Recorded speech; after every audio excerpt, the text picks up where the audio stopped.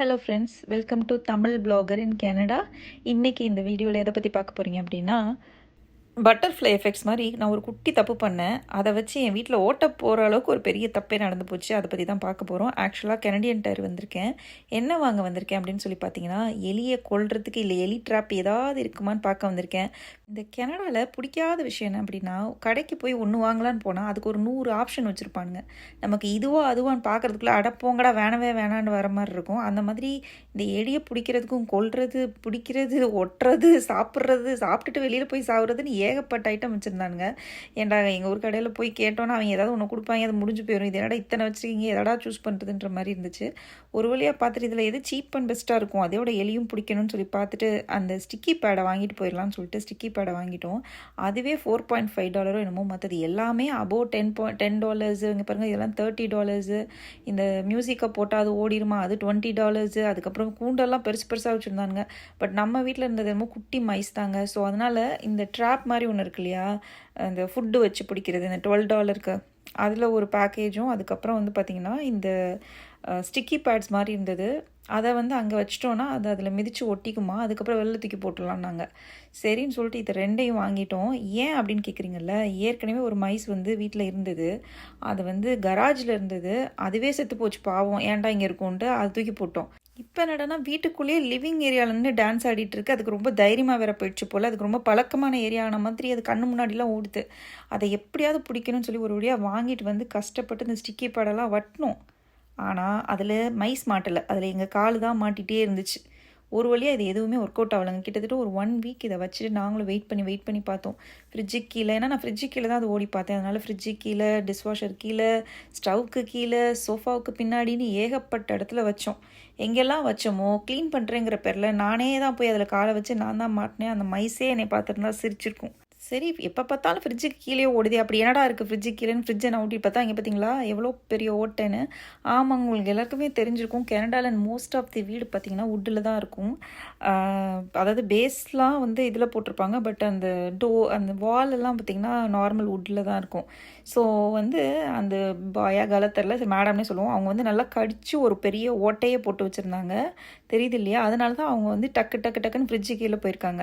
சரி, எப்படி வீட்டுக்குள்ளே வந்திருக்காங்க அப்படின்னா, கராஜ் டோர் வழியாக வரல, பிகாஸ் அது ஆட்டோமேட்டிக்காக லாக் ஆகிடும். ஆனால் இந்த பார்த்திங்களா ஸ்டேர்ஸில் ஓட்ட கரெக்டு. ஆக்சுவலி என்ன நடந்ததுன்னா, கராஜில் அன்றைக்கி ஒரு எலி இருந்தது இல்லையா, அந்த எலியை நாங்கள் பிடிக்க ட்ரை பண்ணும்போது அது போய் இந்த டோரோட கீழே உள்ள ஒரு வாட்டவர் அது கீழே போய் ஒளிஞ்சுது. ஆனால் அதை எப்படி பிடிக்கிறதுன்னு எங்களுக்கு தெரியாததுனால நாங்கள் புத்திசாலித்தனமாக யோசித்து அதுக்குள்ளேயே வச்சு அடைச்சிட்டா அது செத்து போயிடும்னு சொல்லிட்டு நாங்கள் துணியை வச்சு அடைச்சிட்டோம். பட் அது உயிர் பயத்தில் தப்பிக்கணும்னு நினச்சிச்சா இல்லை வீட்டுக்குள்ளே வரணும்னு நினச்சான்னு தெரியல. கீழே ஃபுல்லாகவே வந்து உங்களுக்கு ஹாலோவாக தான் இருக்கும், ஏன்னா வுட்டில் தானே பில்ட் பண்ணியிருக்காங்க. அது வந்து இந்த வுட்டிலேருந்து எங்கடா கிடைக்குன்னு சொல்லி பார்த்து இந்த ஸ்டேட்ஸில் வந்து ஓட்டையை போட்டு வீட்டுக்குள்ளே வந்திருக்காங்க மேடம். ஸோ ஃபஸ்ட்டு தப்பு ஏன் தப்பு தான். அதை ஒன்று அதுலேருந்து துரத்தி விட்டுருக்கணும். புத்திசாலித்தனமாக அது அதுக்குள்ளே இருந்தால் செத்து போயிடும்னு நினச்சி நான் அடைக்க வீட்டில் இந்த மாதிரி ஒரு 10 இடத்துல ஒரு ஓட்டையை போட்டு வச்சுருக்கேன் அந்த குட்டி மைஸு. ஒரு வழியாக பெஸ்ட் கண்ட்ரோலுக்கு ஃபோன் பண்ணோம். அவங்க வந்துட்டு உள்ளே ஏதோ ஃபர் மாதிரி இருந்தது, நெட் மாதிரி, அதை வச்சுட்டு அதுக்கப்புறம் ஏதோ ஸ்டீல் மாதிரி வச்சு அடைச்சிட்டாங்க. அவங்கக்கிட்ட கேட்டோம், சரி நீங்கள் இங்கே அடைக்கிறீங்க, வேறு எங்கேயாவது ஹோல் போட்டு வந்துடாதா, பிகாஸ் அது உள்ளே இருந்தால் நமக்கு தெரியாதில்ல அப்படின்ட்டு. அவங்க வந்து சொன்னாங்க, அந்த லீடர் மைஸ் இருக்குல்ல, அது ஒரு பாத் க்ரியேட் பண்ணுச்சுன்னா அதுலேயே தான் வருமா. ஸோ வேறு பாத் போகாதான். அதோடு அது பயங்கர ப்ரில்லியண்ட்டாங்க. ஏன் நாங்கள் வந்து அந்த ஸ்டிக்கி பேட்லாம் வச்சு கூட அது வந்து அதை சாப்பிடல அப்படின்னா, அது வந்து நம்மளை வந்து பயங்கரமாக நம்மளோட ஆர்டர் வந்து ஸ்மெல் பண்ணுமா. லைட்டாக நம்மளோட கை டச் ஆனாலே அது வந்து ஹியூமன் ஆர்டர் இருக்குன்னு சொல்லிட்டு அந்த இடத்துக்கிட்ட வரவே வராதான். அதனால தான் அந்த ஸ்டிக்கி பேட்லலாம் நம்ம மாட்டியிருக்கோம், அந்த எலி மாட்டவே இல்லை. இது என்னன்னு பார்க்குறீங்கல்ல, ஆக்சுவலாக இதுதான் மெயின் கல்ப்ரிட்டு. இந்த எலி பிரச்சனைக்கு முக்கியமான காரணமே நான் என்ன தப்பு பண்ணிட்டேன் அப்படின்னா, இங்கேருந்து இந்தியா ட்ரிப்புக்கு முன்னாடி கராஜ்லேருந்து வண்டியை வெளியில் எடுக்கிறேன் அப்படின்னு சொல்லிட்டு கராஜ் டோரில் வந்து நான் வண்டியை வந்து மோதிட்டேன். ஐ மீன் ரிவர்ஸில் எடுக்கிறேன்னு சொல்லிட்டு வண்டியை மோதிட்டேன். நான் உங்களுக்கு காட்டுறேன். ஆக்சுவலாக அது வந்து ஒரு பெரிய கேப் வந்து க்ரியேட் பண்ணிடுச்சு. வெயிட், நான் போய் டோரை ஓப்பன் பண்ணுறேன்.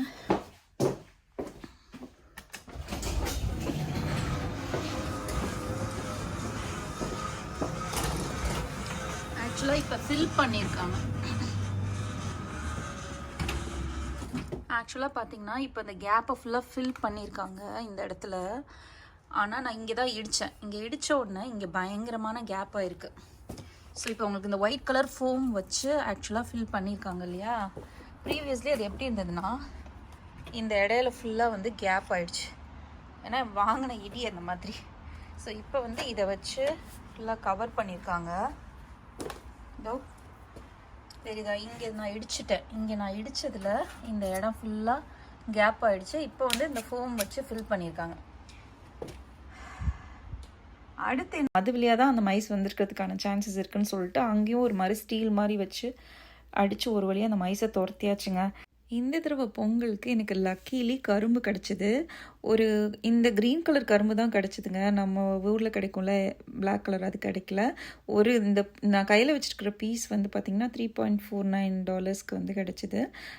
டேஸ்ட் எப்படி இருந்ததுன்னு கேட்டிங்க அப்படின்னா ஏன் தெரியல, கொஞ்சம் புளிச்சுது. அது ஏன் நம்ம ஊரில் கரும்பு புளிக்காது, பட் இங்கே ஏன் புளிச்சதுன்னு தெரில, எந்த கண்ட்ரிலேருந்து வந்ததுன்னு தெரில.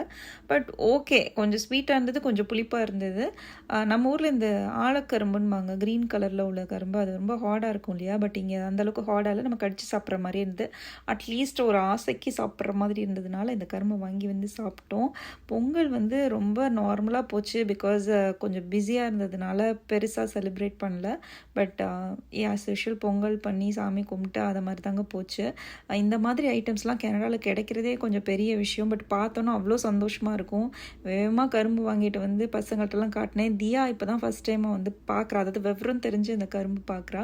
இதை வாங்கிட்டு வீட்டுக்கு வரும்போது செம்மையான ஒரு சீன் பார்த்தேங்க. ஆக்சுவலாக ஒருத்தர் வந்து ஃபுல் வுட்டில் வந்து பியர்ஸாக வந்து செஞ்சு வித்துட்டு இருந்தார். இது தூரத்தில் வந்து பார்க்குறதுக்கே அவ்வளோ அழகாக இருந்தது. உங்கள் எல்லாருக்குமே தெரியும், இங்கே நிறைய கரடி இருக்கும். அதாவது எங்கள் ஊருக்குள்ளே இருக்காது, பட் ஃபாரஸ்ட் சைடு இல்லை பார்க், ரீஜனல் பார்க் சைடு போனோம் அப்படின்னா நிறையா பியர்ஸ் வந்து இருக்கும். அதே மாதிரி இவர் வந்து இது வந்து செடார் வுட்டு. இந்த செடார் வுட்டில் பார்த்தீங்க அப்படின்னா அவரே வந்து இந்த ஷாலாம் வச்சுட்டு அவரே பண்ணிகிட்டு இருந்தார். கிட்டத்தட்ட எனக்கு இது தூரத்தில் பார்க்கும்போதே ரொம்ப அட்ராக்டிவாக இருந்ததுனால நான் சரி போய் பக்கத்தில் போய் என்ன ஏது எவ்வளோ ரேட்டுன்னு சொல்லி கேட்கலான்னு சொல்லிட்டு போனேன். ஆக்சுவலாக அந்த பெரிய டெடிபேர் பார்த்திங்க அப்படின்னா $110 சொன்னார். சின்ன டெடிபேர் பார்த்திங்க அப்படின்னா $60 சொன்னார்.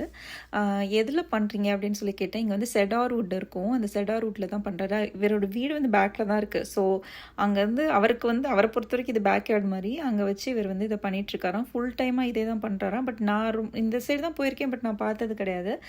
ரொம்ப அழகாக இருந்தது. கிட்டத்தட்ட ஒரு பேர் பண்ணுறதுக்கு அவருக்கு வந்து 2 ஹவர்ஸ்லேருந்து 2.5 ஹவர்ஸ் ஆகுது அப்படின்னாரு.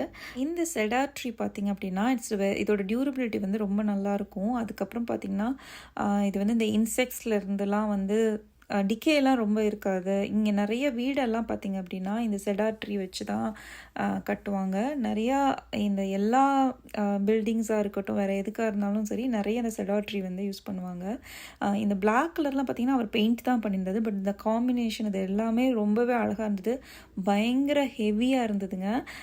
இவர் வந்து என்ன சொன்னார்னா இன்ஸ்டாலலாம் வந்து சேல் பண்ணுறாரு போல். பட் ஆன்லைன்லாம் நான் சேல் பண்ண ரெடியாக இல்லைம்மா, நான் இங்கே தான் வச்சுருக்கேன், இங்கே நிறைய டிராஃபிக் இல்லைன்னா கூட வந்து எனக்கு உடனே சேல் ஆகிடும். எனக்கு வந்து ஒரு இது செய்கிறதுக்கு எனக்கு 2.5 to 3 hours ஆகும், எனக்கு கடகடனே வந்து சேல் ஆகிடும் அப்படின்னு சொல்லிட்டு இருந்தார். அவர் அந்த மாதிரி பண்ணுறத பார்க்குறதுக்கு ரொம்பவே நல்லா இருந்தது. நான் ரொம்ப நேரம் உட்காந்து வேடிக்கை தான் பார்த்துட்டு இருந்தேன். அவர் சரி இந்த பொண்ணு ரொம்ப பாவமாக பார்க்குதேன்னு சொல்லிட்டு அவராகவே ரேட்டெல்லாம் கம்மி பண்ணார். ஆக்சுவலாக வந்து $60 சொன்னது $50 எடுத்துக்கோ, 110 சொன்னது 100 எடுத்துக்கோன்னு. பட் நம்ம போனது என்னமோ வேடிக்கை பார்க்க தானே. So I told him actually நான் வந்து வீடியோ எடுக்கிறேன் இந்த மாதிரி சேனலுக்காகன்னு சொன்னேன். he was okay with that. So அப்படியே வீடியோ எடுத்துகிட்டு அவர்கிட்ட கொஞ்சம் நேரம் பேசிட்டு டீட்டெயிலெலாம் வாங்கிட்டு எவ்வளோ அழகாக பண்ணுறாங்களேன்னா ரொம்ப டீட்டெயில்டாக இல்லைங்க, பட் பார்க்குறதுக்கு ரொம்ப நல்லா இருந்தது. இது வந்து பார்த்திங்கன்னா கார்டனில் வைக்கிறதுக்கு, ஃப்ரண்ட் போர்ச்சில் வைக்கிறதுக்குலாம் ரொம்பவே அழகாக இருக்கும். அந்த டெடி பேர் பார்த்திங்கன்னா அதோட ட்ரீ கலரே டபுளாக இருக்கிறதுனால அதுவே வந்து டியூவல் கலராக இருந்தது. உட்காந்து அவர்கிட்ட அந்த டீட்டெயிலாம் கேட்டுட்டு இந்த ட்ரீயை பற்றிலாம் கேட்டுட்டு நிறைய இன்ஃபர்மேஷன் கொடுத்துட்டு இருந்தார். அவர் தான் சொன்னது வந்து இன்செக்ட்ஸ்லாம் வந்து அந்தளவுக்கு பாதிக்காது, இதோட டியூரபிலிட்டி வந்து அவ்வளோ நல்லாயிருக்கும், ரொம்ப நாளைக்கு இருக்கும். ஸோ வெளியில் கார்டனில் வைக்கும்போது ரொம்ப அழகாக இருக்கும் அப்படின்னு சொல்லிட்டு நல்லாவே எக்ஸ்பிளைன் பண்ணிகிட்டு இருந்தார். அவரோட எக்ஸ்பீரியன்ஸ் அதெல்லாம் வேறு சொல்லிகிட்டு இருந்தார். அவர்கிட்ட கொஞ்சம் நேரம் பேசிட்டு இப்படி தான் அந்த டேயே போச்சு. ஐ ஹோப் உங்களுக்கு இந்த வீடியோ பிடிச்சிருக்குன்னு நினைக்கிறேன். ஃப்ரெண்ட்ஸ், நீங்கள் வந்து ஒரு வேளை எலிலாம் இங்கே லோக்கலில் இருக்கீங்க, ரேட்லாம் இருக்குது, உங்களுக்கு பிடிக்க தெரிஞ்சால் ஓகே, விரட்ட தெரிஞ்சால் ஓகே. அப்படி இல்லைன்னா என்னை மாதிரி தப்பு பண்ணிடாதீங்க. பிகாஸ் எனக்கு வந்து அந்த பெஸ்ட் கண்ட்ரோலுக்கு ஒரு $250, அதுக்கப்புறம் அதை அடைக்கிறதுக்கு ஒவ்வொரு ஹோல்க்கும் $25 சொல்லி சார்ஜ் பண்ணாங்க. ஸோ லோக்கலில் யாராவது இருந்தால் அது தெரிஞ்சுக்கோங்க. பெட்டர் நீங்கள் இனிஷியலாகவே இந்த மாதிரி ஏதாவது உங்களுக்கு சஸ்பீஷியஸாக இருக்குது வீட்டில் அப்படின்னா நீங்கள் பார்த்துட்டிங்கன்னா நீங்களே அதை முடிஞ்ச அளவு ஹேண்டில் பண்ண பாருங்கள். அப்படி இல்லைன்னா நீங்கள் உடனே பெஸ்ட் கண்ட்ரோல் ஃபோன் பண்ணிடுங்க. பிகாஸ் இது ரொம்ப நாள் இழுத்து பண்ணும்போது again you are gonna pay more. So be aware. Like கொஞ்சம் எலி தொல்லை ஜாஸ்தி தான் இருந்தது, இப்போ தான் கொஞ்சம் நிம்மதியாக இருக்குது. ஐ ஹோப் உங்களுக்கு இந்த வீடியோ பிடிச்சிருக்குன்னு நினைக்கிறேன். இந்த வீடியோ பிடிச்சதுன்னா லைக் பண்ணுங்கள், ஷேர் பண்ணுங்கள், ஏதாவது சொல்லணுன்னா கண்டிப்பாக கமெண்ட் பண்ணுங்கள். சேனலுக்கு இன்னும் சப்ஸ்கிரைப் பண்ணலைன்னா சப்ஸ்கிரைப் பண்ணிக்கோங்க. அண்ட் உங்களை எல்லோரையும் நெக்ஸ்ட் வீடியோவில் மீட் பண்ணுறேன். பாய்.